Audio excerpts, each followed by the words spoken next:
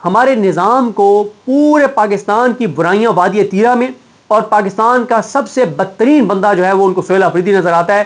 کراچی میں لوگ زندہ جل گئے، مجالے کو ٹی وی چینلوں کے ٹرانسمیشن کروائی گئی ہو، پیپلز پارٹی کو ایکسپوز کروایا گیا کہ 17 سال سے مسلسل ان کی حکومت ہے، ہزارہ ارب سندھ حکومت کو دیے گئے ہیں، کہاں گیا وہ سارا پیسہ؟ خیر، جس طرح سے میں نے آپ کو کہا، ہاں میں اب ایک کلپ صرف آپ کو سنانا چاہتا ہوں، یہ 30-35 سیکنڈز کا ہے۔ یہ اب شاہ زیب خانزادہ کے پروگرام میں انکشاف ہوا ہے۔ یہی وہ چیزیں ہیں کہ لوگوں کا خون کھولتا ہے، لوگ ذہنی مریض بن گئے ہیں پاکستان کے حالات دیکھ دیکھ کے کہ ہمارے ملک کے ساتھ کیا ہو رہا ہے اور ہمارے ملک کو کس طرف لے جایا جا رہا ہے۔ لوگ اس وقت اذیت اور تکلیف میں ہیں۔ اب آپ صرف یہ کلپ سنیے کہ کن سے ریسکیو آپریشن کروایا جا رہا ہے، جن کا اوریجنل کام کیا تھا، ان کو کس چیز کے لیے کانٹریکٹ میں بھرتی کیا گیا تھا۔ پھر میں آگے چلتا ہوں، اور شاہ زیب خانزادہ ان کو موجودہ جو نظام ہے اور یہ جو ہماری جو حکومت ہے وہ ان کو پاکستان کا سب سے انڈیپینڈنٹ جرنلسٹ مانتے ہیں، جیو کو سب سے انڈیپینڈنٹ چینل مانتے ہیں۔ یہ جیو اور شاہ زیب خانزادہ کیا بتا رہے ہیں، ذرا سنیے۔ لوایتین اپنے پیاروں کے انتظار میں کبھی گل پلازا، کبھی برن سینٹر اور کبھی سول اسپتال جا رہے ہیں، اور اب بھی امید کر رہے ہیں کہ شاید ان کے پیارے مل جائیں۔ آج ریسکیو اداروں کی جانب سے عمارت کی پہلی اور دوسری منزل پر آپریشن کو مکمل کر لیا گیا، اور اب تیسری منزل پر ریسکیو آپریشن جاری ہے، جبکہ ان کے سپروائزر نے بی بی سی اردو کو بتایا کہ وہ کے ایم سی کے ملازم نہیں بلکہ کانٹریکٹ پر آئے ہیں اور کے ایم سی کے لیے ندی نالے اور گٹر کی صفائی کرتے ہیں۔ ان کا کہنا تھا کہ انسانی لاشوں کی وہ کیا کرتے ہیں؟ ندی نالوں کی صفائی اور گٹر کی صفائی، اور وہ سپروائزر ہیں ان کے، اور وہ یہاں پہ ریسکیو آپریشن کر رہے ہیں، اور وہ کانٹریکٹ کے اوپر ہیں، وہ مستقل ملازم بھی نہیں ہیں۔ یہ ہے ان کی ترجیحات، یہ ہے ان کی صورتحال جن کو پاکستان پر مسلط کیا گیا ہے، فارم 47 والے جعلی حکمران، جن کی وجہ سے پاکستان آج اس مقام پر پہنچ چکا ہے، آج اس جگہ پہ پہنچ چکا ہے کہ کراچی جیسے شہر میں آگ لگتی ہے اور 76 گھنٹے تک ریسکیو آپریشن ہی مکمل نہیں ہوتا۔ یہ حالات ہیں۔ اگر کراچی کے اندر یہ حالات ہیں تو اندرون سندھ میں کیا ہو رہا ہوگا، بلوچستان میں کیا ہو رہا ہوگا، ساؤتھ پنجاب میں کیا حالات ہوتے ہوں گے؟ بڑی بہرحال جی تکلیف صورتحال ہے۔ میں نے جو عرض کیا کہ بیانیے کے میدان میں تحریک انصاف کا قبضہ ہے، ہر چیز تحریک انصاف کے حوالے سے ہے، ہر چیز قیدی نمبر 8 کے حوالے سے ہے۔ مثلا کل کی ہم بات کرتے ہیں، کل صبح سویرے پہلی خبر آئی کہ اسلام آباد ہائی کورٹ نے وفاقی دارالحکومت میں بلدیاتی انتخابات کا شیڈول واپس لینے کا نوٹیفکیشن معطل کرنے کی استدعا مسترد کرتے ہوئے فریقین کو نوٹس جاری کر دیا، 27 جنوری کو جواب طلب کر لیا۔ اب یہ اسلام آباد میں بلدیاتی الیکشن کیوں ملتوی کیے گئے، کیوں نہیں کروائے جا رہے؟ 3.5-4 سال سے کیوں نہیں کروائے جا رہے؟ عمران خان کا خوف، عمران خان کا خوف، عمران خان کا خوف کہ الیکشن ہوں گے، ہر گلی محلے میں کمپین شروع ہو جائے گی، ہر طرف قیدی نمبر 804 کے نعرے ہوں گے، پولیٹیکل ایکٹیویٹی شروع ہو جائے گی، اور یہ نظام افورڈ نہیں کر سکتا کہ 27 کلومیٹر کے اسلام آباد میں ہی بلدیاتی انتخابات کروا دے۔ یہ خوف ہے اڈیالہ میں بیٹھے ہوئے قیدی کا کہ اسلام آباد شہر اقتدار کے 27 کلومیٹر کے اوپر بھی کنٹرول نہیں ہے کہ یہاں پہ بلدیاتی انتخابات یہ کروا لیں۔ یہ ہے عمران خان کا خوف، یہ ہے عمران خان کا اس وقت قبضہ پاکستان کی سیاست اور لوگوں کے دلوں کے اوپر اور ووٹرز کے اوپر۔ دوسری خبر آئی کہ علامہ راجہ ناصر عباس اور تحریک انصاف کے دیگر جو سینیٹرز ہیں وہ اسلام آباد ہائی کورٹ پہنچے اور عمران خان سے ملاقات کے لیے اور ان کی قید تنہائی ختم کروانے کے لیے درخواست دائر کی ہے۔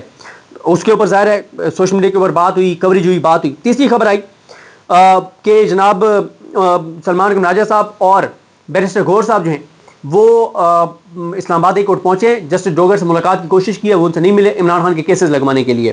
اس کے بعد پھر ایک اور خبر، یہ ہے تو شیخ رشید صاحب کی، لیکن وہ ایک عدالت میں پیش ہوئے۔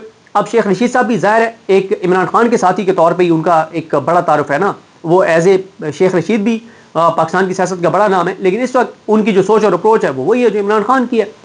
تو انہوں نے ایک بیان دیا، عدالت میں وہ پیش ہوئے، خبر چلی، انہوں نے کہا کہ تاریخ پہ تاریخ مل رہی ہے، دعا کریں کہ اللہ پاک اس ملک سے مہنگائی کو ختم کرے۔ 150 روپے فی کلو آٹا مل رہا ہے، 70,000 کی قبر اور کفن کا خرچہ ہے، اگر کوئی فوت ہو جائے تو قبر اور کفن کا خرچہ 70,000 روپے ہے۔ 2,000 روپے بائک والوں کو جرمانے ہو رہے ہیں، ریڈی والوں کو 50,000 جرمانے ہو رہے ہیں، دکانداروں کو 5,000 جرمانے ہو رہے ہیں۔ پاکستان جرمانستان بن گیا ہے۔ اس کے بعد پھر آگے ایک اور خبر آئی کہ الیکشن کمیشن آف پاکستان میں سہیل آفریدی کے خلاف سماعت ہوئی۔ یعنی ہر چیز عمران خان کے حوالے سے ہے یا اس نظام کے خلاف ہے۔ اس کے بعد جی اگلی خبر آئی کہ اور پھر غور صاحب نے پھر ٹاک کی، کیونکہ تحریک انصاف کے اراکین اسمبلی اسلام آباد ہائی کورٹ کے باہر گئے، وہاں پہ غور صاحب نے کہا کہ 15 بار ہم آ چکے ہیں، عمران خان کے کیسز نہیں لگائے جا رہے۔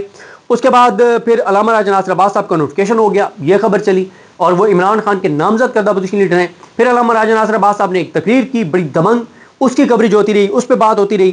پھر اس کے بعد سہیل آفریدی صاحب کے حوالے سے خبر ہے کہ انہوں نے سانحہ گل پلازا کے اوپر وزیر اعلیٰ سندھ کو ایک خط لکھا ہے, اس کی کوریج ہوتی رہی. اور نصرت جاوید صاحب کو میں سن رہا تھا, انہوں نے کہا کہ جس کو اس پہ سیاست کرنی چاہیے تھی, اگر وہ کرنا چاہتا تو اس نے میچور بیہیو کیا, سہیل آفریدی نے, اور جن کو اس پہ میچور بیہیو کرنا چاہیے تھا وہ اس کے اوپر گھٹیا قسم کی سیاست کر رہے ہیں. لیکن سہیل آفریدی نے اس کے اوپر گھٹیا سیاست نہیں کی, انہوں نے ایک میچور پولیٹیشین کا انہوں نے ثبوت دیا ہے, اور نصرت جاوید صاحب نے بہرحال ان کی تعریف کی. اس کے بعد اڈیالہ کے باہر دھرنا تھا, اس کے بعد ریلی تھی, اس پہ میں اینڈ میں آتا ہوں, کیونکہ میں نے تفصیلات کچھ آپ کے ساتھ شیئر کرنی ہے. اس کے بعد اسی طرح سے سینٹ کے اندر کچھ اور تقاریر ہوئی, جیسے اعظم سواتی صاحب دیگر نے کی, اس میں عمران خان کی بات ہوئی, تحریک انصاف کی بات ہوئی, ظلم کے خلاف بات ہوئی, قومی اسمبلی میں جو تقریریں ہوئیں وہ, پھر وادی تیرہ کے حوالے سے وہ جو اقبال آفریدی صاحب کو بات نہیں کرنے دی گئی وہ, پھر کے پی اسمبلی کا اجلاس ہوا, اس میں بھی جو تقریریں ہوئی وہ کوریج ہوتی رہی, وہ آپ کے سامنے ہیں. پھر سوات میں یہ احسان طور صاحب نے ٹویٹ کیا ہوا ہے کہ ایک طرف اڈیالہ تو دوسری طرف سوات میں عوام رات گئے, مشعلیں روشن کر کے سڑکوں پر نکل آئی اسٹریٹ موومنٹ کی تیاریوں میں, وہ انہوں نے کیا ہے احسان طور صاحب نے. پھر اسی طرح سے جنید اکبر صاحب نے بھی ٹویٹ کیا کہ سٹی میئر شاہد علی خان کے زیر قیادت نشاط چوک مینگورا میں اسٹریٹ موومنٹ موبلائزیشن کے سلسلے میں ریلی نکالی گئی, جس میں پی ٹی آئی کے کارکنان, ولیج چیئرمین, یوتھ ونگ اور آئی ایس ایف کے نوجوانوں نے بھرپور شرکت کی. اور انہوں نے کہا کہ 25 جنوری کو سہیل خان آفریدی کی سوات آمد پر ان کا والہانہ استقبال کیا جائے گا. اور ساتھ ہی انہوں نے کہا کہ عمران خان اور جنید اکبر اور وزیر اعلیٰ کی ہدایت پر جو ہے وہ اسٹریٹ موومنٹ کے حوالے سے جو ہے وہ آگاہ کیا جا رہا ہے. اب آپ دیکھیں کہ کل 15 جو بڑی ایونٹس 15 بڑے ایونٹس تھے, وہ 15 کے 15 عمران خان کے نام پہ تھے, عمران خان کے حوالے سے تھے, عمران خان کے لوگوں کے تھے. قومی اسمبلی ہو, سینٹ ہو, کے پی اسمبلی ہو, ہر طرف عمران خان کا ذکر ہے. جو وہ ایک میں ٹاؤٹ کو سن رہا تھا, وہ ٹاؤٹ کہہ رہا تھا کوئی نظام کے اوپر دباؤ نہیں ہے. جی بالکل آپ کا یہی کہنا بنتا ہے, نظام کے اوپر دباؤ نہیں ہے, ہر طرف بات عمران خان کی ہو رہی ہے. اور اگر اس سسٹم کے حوالے سے بات ہو رہی ہے, حکومت کے حوالے سے بات ہو رہی ہے, تو نیگیٹو ہو رہی ہے, پازیٹو کوئی بات نہیں ہو رہی. ان کی نفرت کی ہر طرف بات ہو رہی ہے, اور نفرت میں جو نفرت کی آگ کے اوپر پیٹرول چھڑکا ہے وہ ان کی شادی کی ویڈیوز اور تصاویر نے چھڑکا ہے. اور جو پیپلز پارٹی کی سندھ میں ناکامی صرف پیپلز پارٹی کی ناکامی نہیں ہے, پورے اس نظام کی ناکامی ہے, کیونکہ اس نظام نے سندھ میں پیپلز پارٹی کو مسلط کیا ہے. اور آج بھی مسلم لیگ نون اور پیپلز پارٹی ایک ہی سکے کے دو رخ ہیں. آج پیپلز پارٹی الگ ہو جائے تو شباشی کی حکومت گر جائے گی, تو یہ دونوں ایک ہی چیزیں ہیں. اچھا اب آپ دیکھیں, ہاں پہلے میں اڈیالہ پہ بات کر لوں. لیکن اڈیالہ میں جو ایک تھا کہ 10,000 لوگ پہنچ جائیں گے, نہیں پہنچے, کوئی 800-900 لوگ ٹوٹل وہاں پہ گئے. اور ہاں یہ بات ہے کہ کل تحریک انصاف نے کچھ ہلچل کی ہے, جیسے سینیٹرز نے جا کے درخواست دائر کی, رکین اسمبلی باہر گئے, سلمان راجہ صاحب اور گوہر صاحب گئے ملاقات کے لیے. لیکن یہ انہوں نے ایک ہلچل تو کی ہے, اس پہ ظاہر ہے اس کو رپورٹ کرنا چاہیے. لیکن اگر آپ کہیں کہ یہ کوئی یہ افیکٹو ثابت ہوئی تو وہ نہیں ہوئی, تو ظاہر ہے یہ فیصلہ آپ تحریک انصاف نے کرنا ہے کہ جو چیزیں افیکٹو ثابت نہیں ہو رہی تو انہوں نے افیکٹولی کیا کرنا ہے. پھر اڈیالہ کے باہر راستے بند تھے, عمران خان صاحب کی بہنوں کو جہاں روکا گیا وہیں وہ بیٹھ گئی, پھر قرآن خوانی ہوئی. پھر اس کے بعد وہاں پہ جو لوگ موجود تھے ان کے جذبات آپ دیکھ چکے ہیں, ویڈیوز آپ دیکھ چکے ہیں. پھر اس کے بعد 7:30 بجے ریلی کا فیصلہ کیا گیا, جو علی حمزہ صاحبہ کی ٹیم ہے وہ ساتھ تھی, اور یہ پلان پہلے سے کیا ہوا تھا علی حمزہ صاحبہ نے اور ان سب نے کہ ریلی نکالی جائے گی. لیکن اس ریلی کے اوپر کریک ڈاؤن ہوا, بدترین تشدد کیا گیا, گرفتاریاں پی ٹی آئی کے ورکرز کی گئی, یہاں تک کہ جو 2 وکیل راجہ متین اور راجہ متین ایسوسیٹ ہیں, ٹیم ممبر ہیں فیصل ملک صاحب کے, ان کو اٹھا لیا گیا. اور ساتھ ہی ایک اور احسن ایاز کھتران بلوچستان کا نوجوان ہے, بہت ایکٹیو ہے, بہت عمران خان کے ساتھ مخلص ہے, احسن ایاز کھتران کو بھی اٹھا لیا گیا. ان کا اس وقت تک جب میں ویڈیو ریکارڈ کر رہا ہوں کوئی پتہ نہیں ہے کہ وہ کہاں پہ ہیں.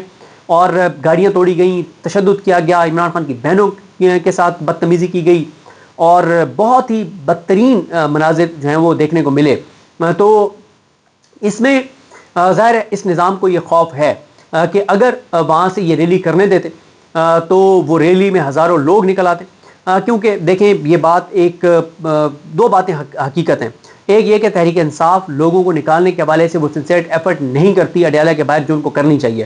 دوسری یہ بھی ایک حقیقت ہے کہ لوگوں میں بہت خوف ہے کہ اگر کوئی نکلے گا تو اس کو جبری طور پہ گمشدہ کیا جا سکتا ہے, اغوا کیا جا سکتا ہے, اس کی جان جا سکتی ہے. اس کے اوپر FIR ہو سکتی ہے, اس کے گھر میں چادر چادری کا تقدس پامال ہو سکتا ہے, اس کی ماں بہن بیوی بیٹی کے ساتھ بدتمیزی ہو جا سکتی ہے, بد تہذیبی ہو سکتی ہے, اس کا کاروبار گرایا جا سکتا ہے, اس کی نوکری ختم کروائی جا سکتی ہے, وہ پکڑا گیا تو اس کا گھر کیسے چلے گا.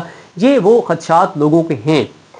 تو مطلب ریلی نہیں کرنے دی گئی, لیکن ظاہر ہے ایک ایونٹ تو انہوں نے کر لیا اور مزید اس سسٹم کو ایکسپوز کیا کہ ایک طرف یہ نظام کہتا ہے کہ ہم بہت طاقتور ہیں, ہم بہت طاقتور ہیں. بھئی آپ اگر اتنے طاقتور ہیں تو آپ کی ایک ریلی سے آپ ایک طرف یہ بھی کہتے ہیں کہ کوئی بندے وہاں پہ نہیں ہوتے, ناکام ہوتی ہے ان کی باہر جو گیدرنگ ہوتی ہے, اگر ناکام ہے تو کرنے دینا ریلی, کیوں نہیں کرنے دیتے. خوف ہے, پتہ ہے کہ ایک بار تھوڑی سی سپیس مل گئی تو ایسے مناظر آئیں گے سڑکوں سے کہ یہ نظام کے لیے پھر بڑی مشکلات کھڑی ہو جائیں گی. تو بہرحال جی جاتے جاتے میں کوئی 7-8 ٹویٹس پڑھنا چاہتا ہوں.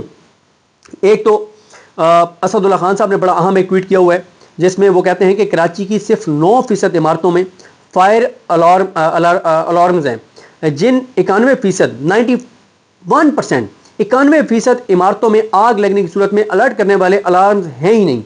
اور یہ بڑا ایک سوال ہے, یعنی دیکھیں نا کہ ہر 100 میں سے 91 عمارتوں میں الارمز ہی نہیں ہے کہ اگر آگ لگ جائے تو کوئی الارم بجے, الرٹ کر لوگوں کو کہ آگ لگ گئی ہے فوراً نکلیں.